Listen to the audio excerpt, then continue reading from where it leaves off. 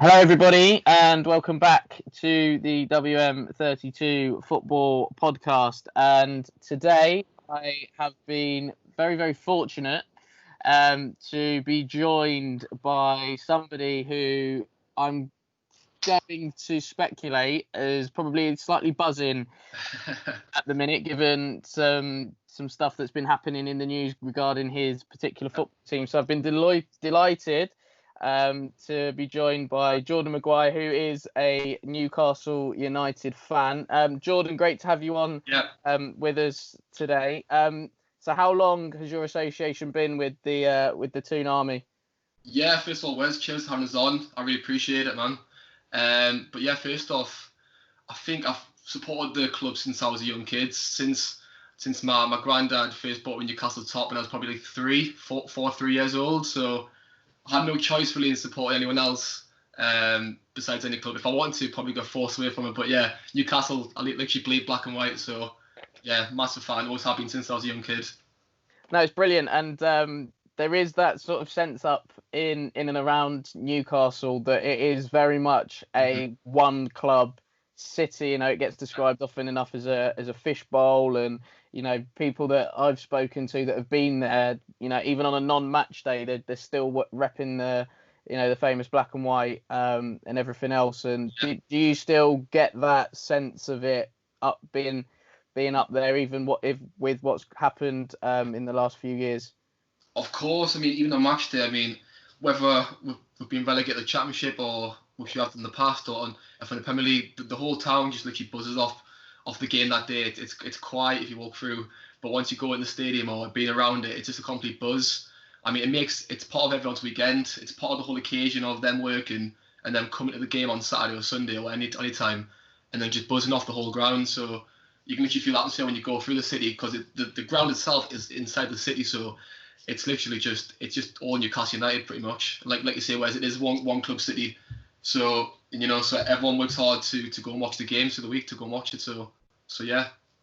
Yeah, no, perfect. And you mentioned obviously that you're Newcastle fan since very, very young. Do you have any sort of recollection, any memories of the first game that you went to at St James's Park?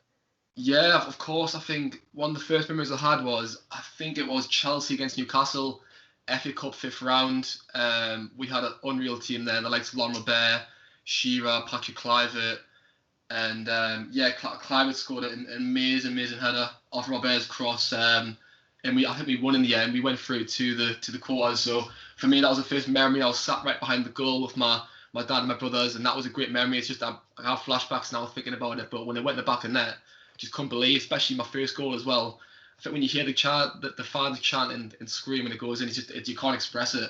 That's why obviously everyone loves football. So it's part of it.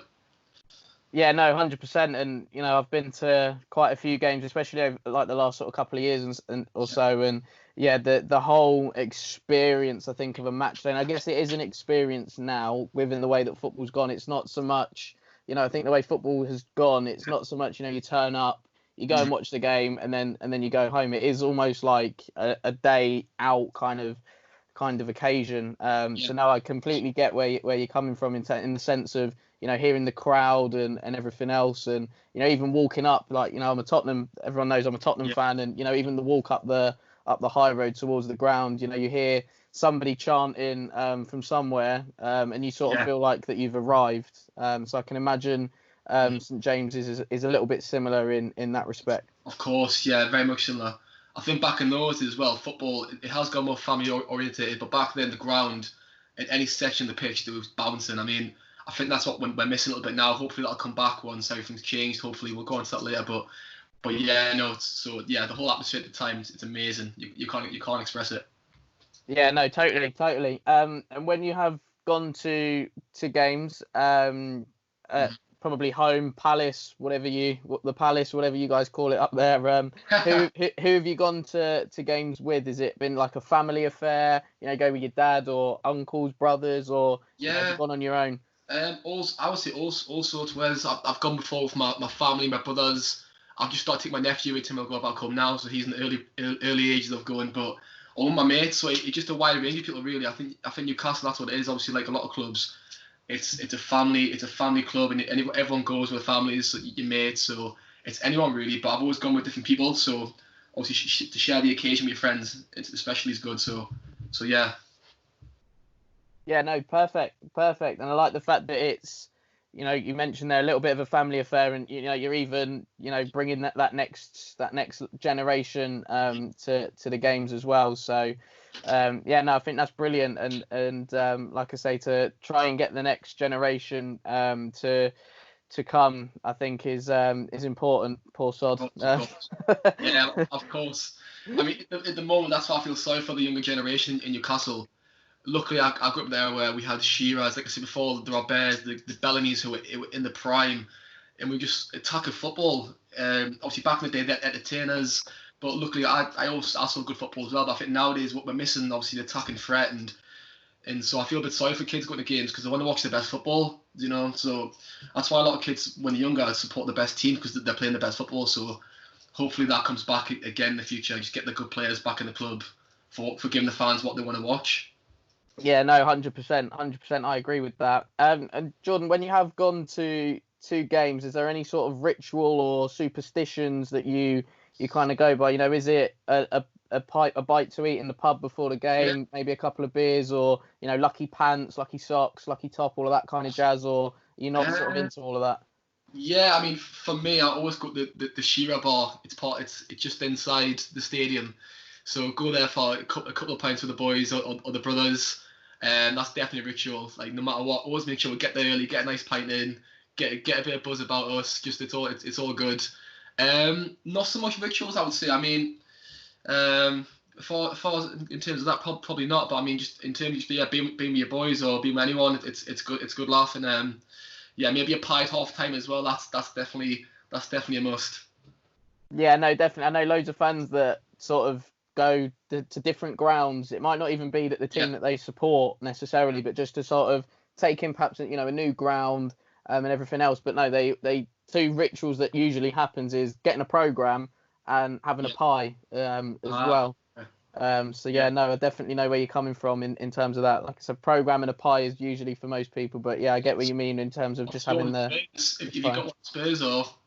Good question actually. At Spurs, it depends sometimes, like because sometimes me and my dad will drive, or we'll get the train and then the tube in. So we used to have a bit of a ritual whereby we used to go to the same like burger van for every game. I don't think that particular person is there anymore, unfortunately. But he is somebody that literally, like, I miss now on a match day, no matter how good the game is, the atmosphere, or where I sit, no matter how good that will be and everything else, I will always miss that particular person because he was just part of my match day. It was like, right, we're going to go and set the Colonel, his name is, so it was like, he was always behind the north stand at Spurs, Paxton Road end for any Spurs fans listening in. And you would hear him before you'd see him. He was one of those really lively kind of characters and everything else. But it was like, right, me and my dad always used to go, right, is it shop first or we're going to go see Colonel? And then we'd sort of make our minds up, and then it was usually Colonel and then the shop and everything else. So yeah, always used to get a hot dog. And then I think I moaned once because he didn't have any hot dogs left, so I had to have a burger instead. And I was a bit like, oh, what's all this about? Let down. But yeah, obviously now with the new stadium, it's changed a little bit. So I bet, yeah. Yeah, I mean, if we get the train and the tube, we'll have maybe a few drinks and things like that. So we'll meet up with a couple of people. If we're driving, we always park at a certain spot and then walk down and things like that. But I think always get a program is probably one thing and whatnot. So yeah, I'd probably say that is it now, really, in terms of me going to Spurs now in regards to sort of where I sit. Yeah. But no, it's a great question actually. Made me think for sure. But Jordan, in your time supporting the Toon, what would you say has been then the best game that you've either been to or that you've seen on TV? I know you don't get to to go as much as you want to nowadays, and you know, I guess tickets for Newcastle games can be quite hard to come by, given the, you know, the one club city nature of it. So what's the best game that you've either been to or that you've seen on TV? Oh, I think one of the best games I've seen, just because of the goal. It just created a buzz about it. It was, remember Ben Arthur's goal against Bolton when he ran past the halfway line? Yeah. He dummied the ball, ran past 3 or 4 players, and literally ran through the whole team, went and scored.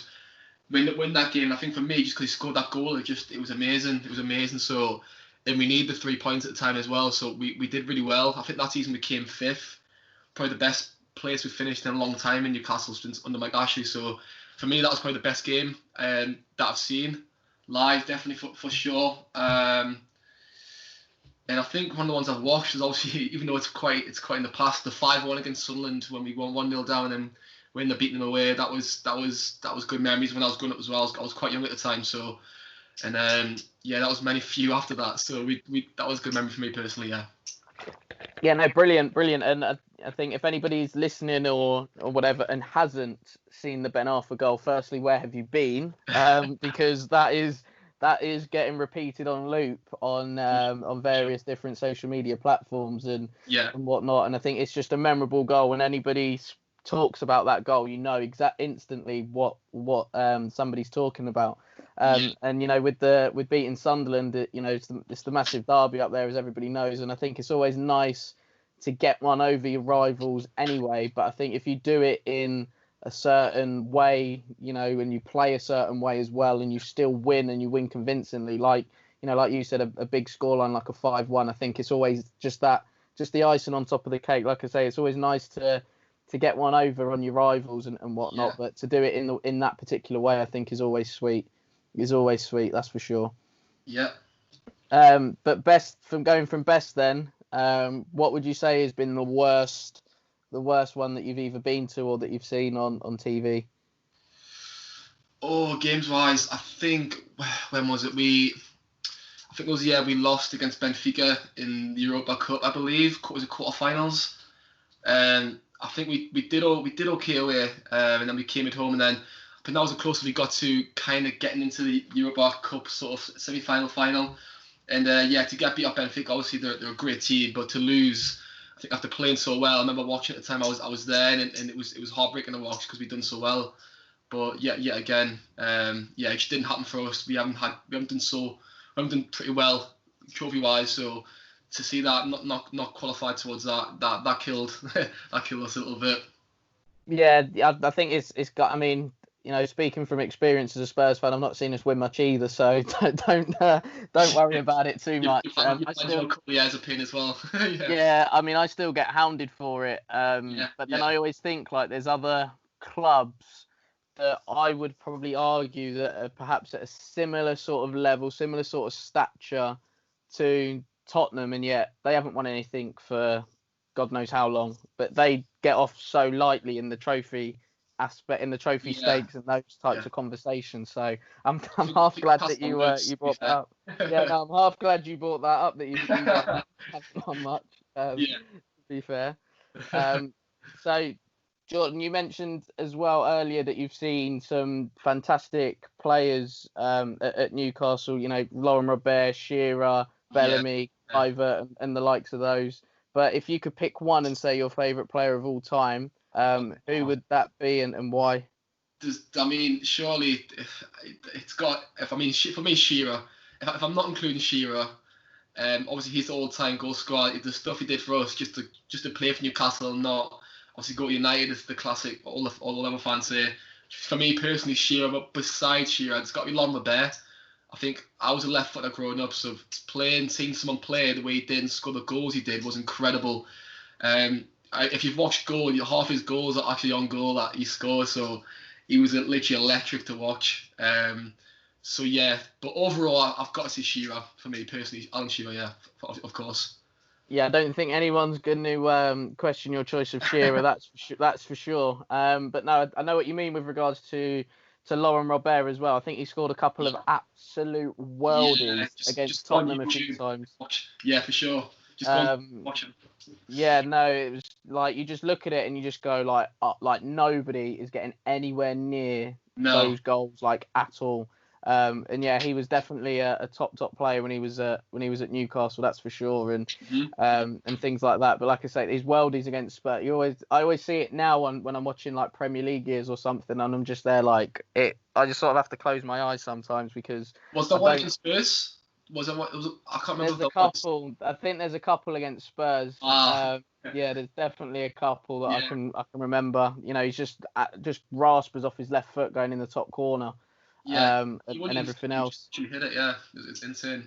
Yeah, so like I say, when I see it on Premier League years, I sort of have to cover my eyes a little bit because I don't necessarily want to have to relive those goals again. Yeah. So George, from player of all time to the current crop of Newcastle players, if you could pick one player out of that current crop and say, you know, he's my favourite player now, who would that be and why? Oh, I've got a couple, to be fair. I think for me, just because he's played a lot this season, and we literally adore him when he plays, even though he didn't score for a long time. But when that goal came, it was amazing. For me, Almiron, I think his work ethic and the way he plays for Newcastle, it's a shame we haven't got players around him who can kind of buzz off him and get his game together. I mean, for me, Almiron, yeah. Sain-Maximin's up there, but for me, Almiron, I think he gives us something different. Hopefully, we can build a squad around him going forward because he's sublime. He's amazing. Yeah, no, I think I remember watching Almiron's debut. I think it was away at Wolves. And he come on and I sort of instantly, you know, my eyes kind of lit up and went, oh, this lad's a bit lively, because I'd not really heard much about him before or anything else. And yeah, no, I certainly agree with, you know, Almiron and even Sain-Maximin, like they are players that get you off the edge of your seats and things like that. Especially when I've seen the pair of them play, they always, like I say, get you on the edge of your seat, and they're exciting players to watch, especially Sain-Maximin, you know, the way that he manoeuvres the ball, he takes it, he drives the team up the pitch, and you know, he can jink past anybody really. For me, Alan Sain-Maximin and everything else. So no, really, really good answers. I like those. Yeah, of course. George, what would you say then in your time being a Newcastle fan has been the most memorable moment for you? Oh, being a Newcastle fan. Memorable. I mean, we haven't had too many good ones, to be fair, over the years. But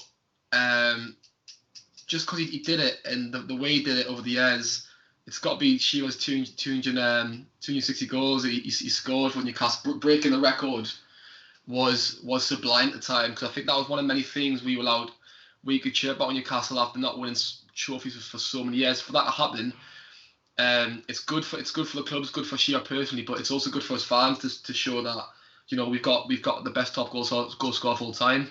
So it's amazing to see that, and obviously be around to see it as well. Yeah, no, I think, you know, as you mentioned, it's sort of it's quite I'm trying to find the right word here, but I think it's quite a big moment, not only in the history of, say, football or, you know, Newcastle United or whatever, but I just think, you know, in the Premier League as well, to be able to, you know, break a record like that and you know, like you said, be the top goal scorer in the Premier League for, you know, someone who's, you know, one of your own as well. I think that makes it that little bit extra special as well. So yeah, no, completely agree with that. Don't mind that at all. So yeah, perfect. But then from the most memorable, unfortunately, we're gonna have to go to the lowest point, supporting Newcastle. So if you could maybe pick one or two, what would they be? I can think straight away. I didn't have to think about this one.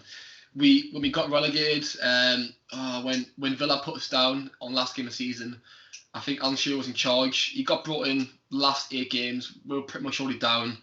Players let him down, like Joey Barton. A few other players just didn't give him what he wanted. But we got relegated that day. I think we got beat 2-1.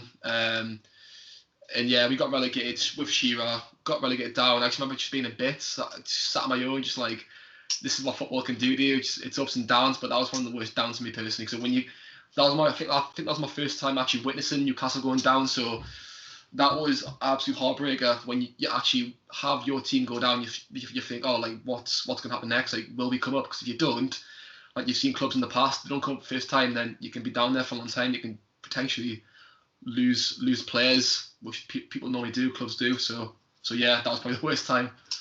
Yeah, 100%. And I completely agree with your point there that you said that, are you going to come back up? And, you've seen clubs that haven't done it straight away. They might have even gone down again, as I'm sure you're going to take great pleasure in seeing Sunderland where they are at the minute and everything else. And like I say, you could even spend a few years in the Championship and then, if I look at Cardiff as an example, I think if they didn't sort of go up when they did, I think financially they were in a little bit of trouble Also, as well. Definitely, what our neighbours Sunderland, they found it the hard way. I mean, it's kind of a bit sad in a way to look at where they are now. I mean, they didn't come up; they went down again. So it just shows it can happen to anyone. Even though the Sunderland, you could say capacity-wise and fan base-wise, they're bigger than a lot of clubs in the Championship. But to see them go down that way, it was it's not great. Yeah, and I think if anybody has seen the Netflix documentaries of Sunderland, you really get engrossed into it, and you do end up feeling a little bit sorry for the fans. Probably not you guys, because you are probably loving it at the minute. You'll be surprised. I mean, the first time watching it, it's almost a bit of comedy. I mean, a lot of Newcastle fans will be watching and thinking it's funny, but in the end, it's actually putting you thinking, whoa, this is actually like it's gone too far now. They're actually like fully losing their club. So yeah, so it's two ways. Yeah, no, 100%.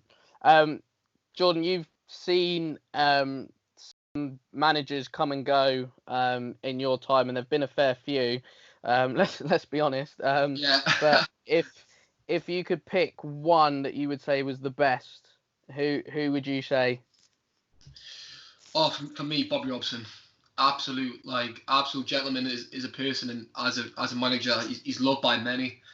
When he came to Newcastle, we were almost getting relegated on the bottom half of the table, and he came and transformed our club and got us into the Champions League in a space of like 2 to 3 seasons. So for him to do that after getting so much grief for England and the World Cup, and after all them years, and then for me, he's the pinnacle, and he's from Durham, he's from the northeast, he's a local lad, and he literally adored Newcastle, and we adored him, and I think a lot of Newcastle fans would say he's one of our best managers. Yeah, even though we didn't get titles, but sometimes that doesn't matter. As long as you get us back to where we're fighting and competing, that's what a lot of fans just want these days.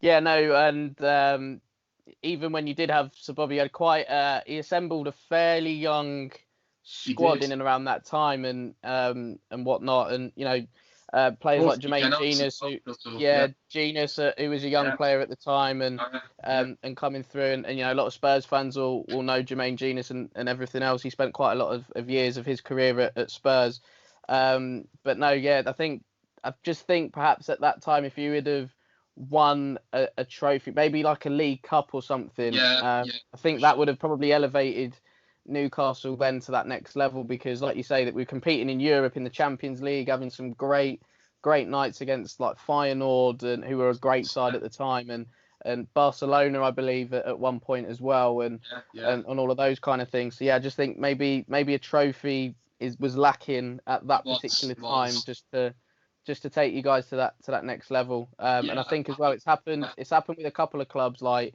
when Leeds had their young side. If they would have won a trophy, who knows what would have happened to them. Obviously, everybody's talking about Tottenham and the lack of trophies there with the level of team that's been assembled and all of that kind of thing. But perhaps that was the one thing just missing for you guys.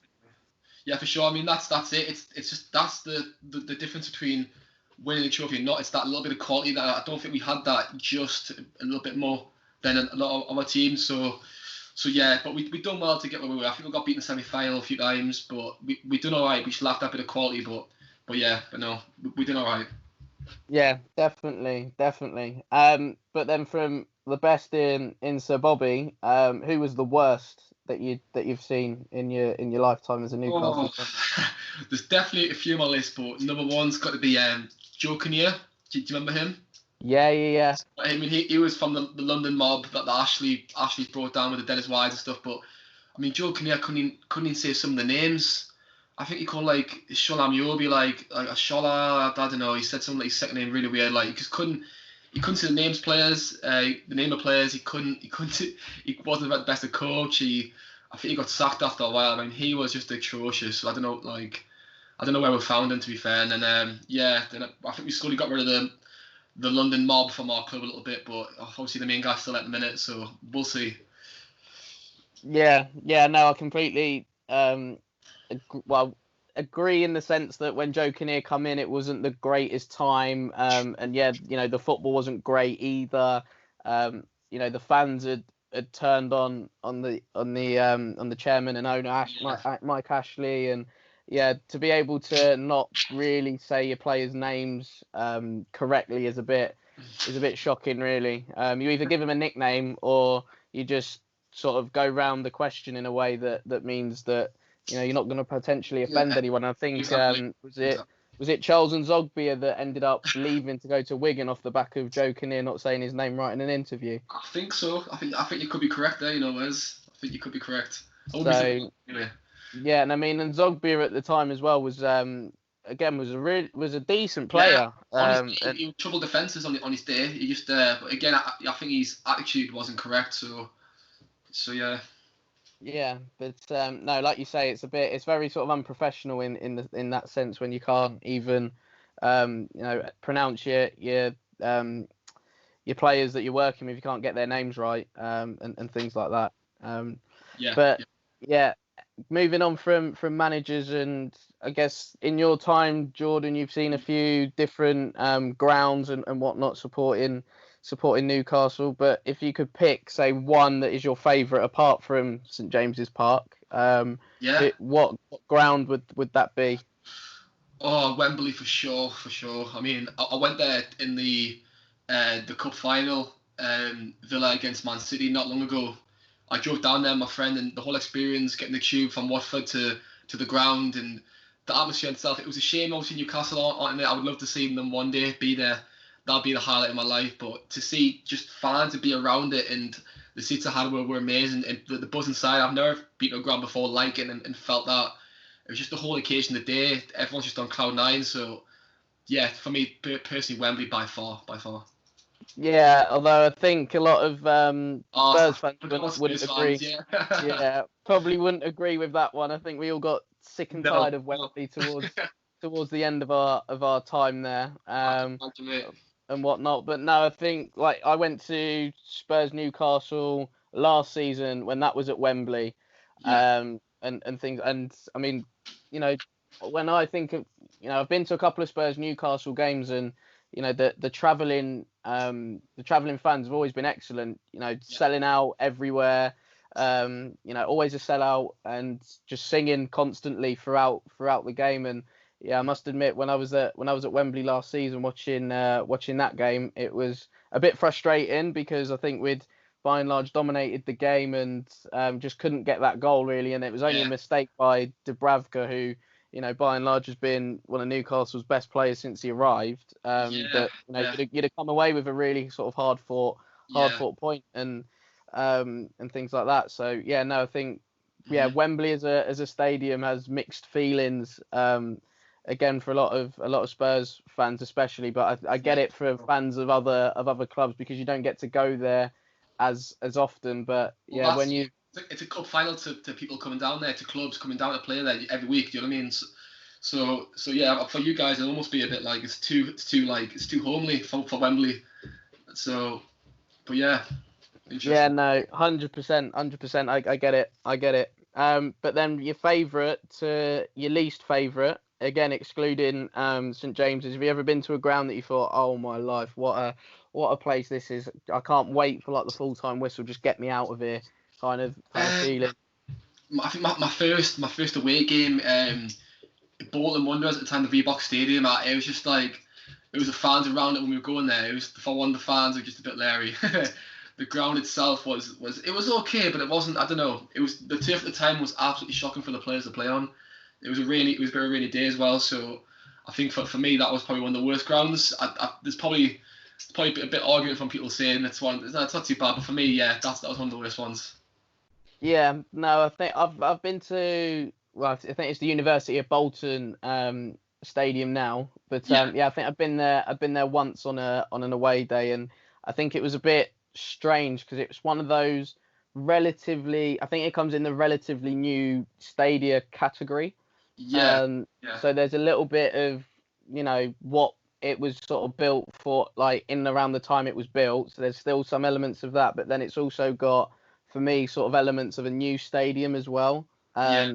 In that sense. So yeah, I do get what you mean. It's a bit of a weird ground, and I think it's a bit of a nightmare really to get to, especially on public transport. I think it was. I think at the time I was up in the northwest, and it was like, I think I was in Burnley at the time when I went, and it was like, right, I should be able to get from Burnley to Bolton. Like realistically, it's not that far, but yeah, it ended up taking like a good couple of hours, when in truth it should only be a sort of 45-minute journey, an hour tops, sort of journey. But yeah, it took a bit of a while. Oh, I'd say probably, I went to one recently, I forgot about this one, maybe a Rochdale. I went to Rochdale not long ago, and that's like it's a little small stadium, and yeah, that's kind of a little Sunday league sort of pitch type. The ball just barely moves, but yeah, that's another one up there as well. Yeah. No, I haven't actually been to Rochdale's ground. I've been to a few sort of other relatively smaller grounds in and around the Manchester area, like Oldham and places like that. But yeah, I've not been to Rochdale. That's definitely one that was on my list. Yeah, check it out. For sure, because I don't mind the sort of old school type of grounds as well. So I mean, it's lovely that you get the brand spanking new ones, but I think at the same time it is quite nice to sort of go to a smaller ground, bit old school. And it kind of gives you a bit of it brings you back down to earth, bit more dose of reality and definitely agree and with that. everything else. But no, brilliant answers. I like those a lot. Nice. And finally, Jordan, I have a feeling what you're going to say for this next question. But what are your hopes then for, say, the future for Newcastle and next season, especially what you're hoping for? Oh, I think it's just up in the air at the moment. It's all a bit of smoke what's happening at the club. We just want to take it over. I think that's just, it's going to sound, obviously everyone's talking about Newcastle fans, and then we just want to take it over. We want to have money in the bank and a good manager to have to spend for the club and give us fans something we can actually watch and enjoy. But yeah, and it's come back to the manager as well. I said, do we keep Steve Bruce? Do we not keep Steve Bruce? I mean, personally, I would love to have Rafa back. Personally, that's my personal choice. And give him a bit of money, because he was kind of robbed from the job for not being able to spend money that he was wanted to. But yeah, so hope have a good manager, have the Saudi people behind us with money. And yeah, just able to give the fans a bit of football to watch and give us something to look at more, instead of just watching the same old grinding out results every single week. We need a bit of hope that we're going to actually win every single game, which Newcastle should be going there and doing that. We used to go every game thinking we can get points here, but now it's a bit like we're content sometimes getting off just draws at the top 10 teams. It shouldn't be like that.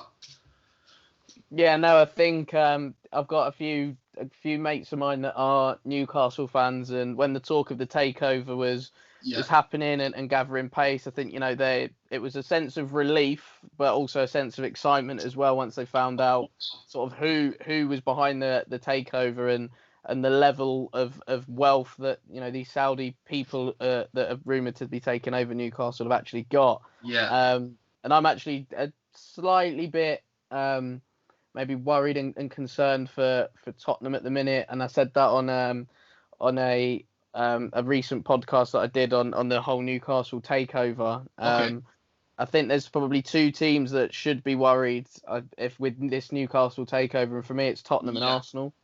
Well, this is it.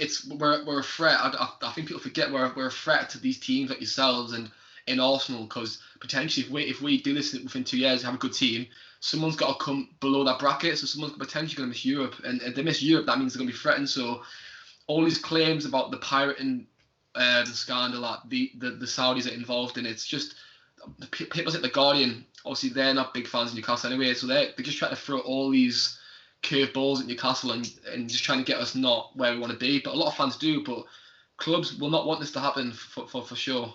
Yeah, I think as well, like you could even be a threat to the likes of wealth-wise anyway. Yeah, City, Chelsea, Liverpool, and even Man United, in terms of wealth. Because if the rumours are to be believed and if they are true or not, I think this if this does happen and take, I think you'll have the richest owners in the Premier League. yeah, Um, potentially and yeah, for sure the Premier League. I think 20 times. I mean, it's probably 10, 20 times more than City. So it's crazy because it'll bring revenue in the Premier League and especially Newcastle. Look what City have done around their training grounds and their academies. They've literally transformed the place around, and they're giving kids chances now in the academy. They get the Category 1 teams. They're brilliant now. So imagine that Newcastle. It's just good for the whole city and players coming through the system. Yeah, and I think as well, like because it, as we mentioned earlier, it is a one club city, and I think once the people of Newcastle get behind the club and then the team, the potential. Everybody speaks about the potential for Newcastle, and the Yeah, potential there is absolutely massive. I don't particularly know many football clubs, not only in England but in the world that yeah, like as we mentioned earlier, haven't won anything for God knows how long, but yet still the fans are there week in, week out, backing the team, and everything else. Whether come rain, sleet, shine, yeah, you yeah. name it, like the Newcastle fans that back the team Of no matter course, what. So, that's it. so you just Yeah, think like if you guys get it right, say off the pitch, then and hopefully it all comes together on the pitch, like you've yeah, got something really, really special there. It's just yeah. waiting, and it's just sort of bubbling under at the minute, and it's Yeah, just waiting it's the to sleeping take off. giant, mate. Sleeping giant, just ready to be taken over by someone big. But yet again, I'm not going to fully believe it until I see it happen on Sky Sports or in person. So just praying it goes through, nothing messes it up because we've had this before. Newcastle fans know this, so just praying. Every day I just keep checking it. I'm like, right, okay, just keep the faith a little bit. So yeah, just trying to keep it. Yeah, and Jordan, if and when the takeover does happen, Yeah. where would you see a realistic position then for Newcastle to finish next season?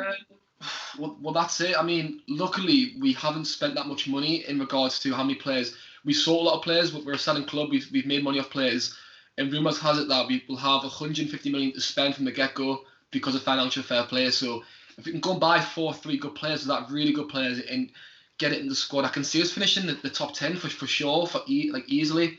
If we just build it around the squad at the minute and get players in, so a top 10 would be good for the first season.